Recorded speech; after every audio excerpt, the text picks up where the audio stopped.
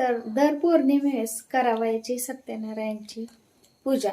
तर दर पौर्णिमेला शक्यतो करून सत्यनारायणची पूजा ही करावीच. तर त्यासाठी ना पौर्णिमेस करायची श्री सत्यनारायणच्या पूजेविषयी थोडीशी मी माहिती देते तुम्हाला. तर पूजा साहित्यात आपल्याला काय काय लागणार आहे. एक चौरंग, एक पाट. चौरंगाभोवती आंब्याचे 4 डगळे लावावेत. चौरंगावर शुभ्र वस्त्र टाकावे. त्यावर मध्यभागी थोडेसे गहू ठेवावे. त्यावर एक कलश पाणी भरून ठेवावा.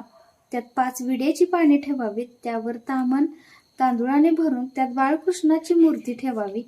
कलशासमोर चौरंगावरती 3 सुपाऱ्या विड्याच्या पानावर मांडाव्यात. पहिली सुपारी गणपतीची, दुसरी कुलदेवतेची व तिसरी वरुण देवतेची. याप्रमाणे मांडामांड करून सर्वांनी पंचोपचार पूजा करावी.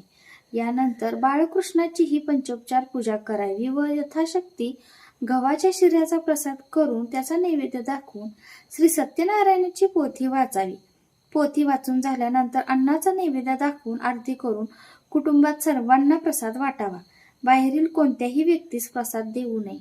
दर पौर्णिमेला सायंकाळी म्हणजेच प्रदोषकाळी वरीलप्रमाणे श्री सत्यनारायणाचे व्रत करावे आणि हे व्रत केल्याने आपल्या घरामध्ये अखंड लक्ष्मी वास करते. श्री स्वामी समर्थ.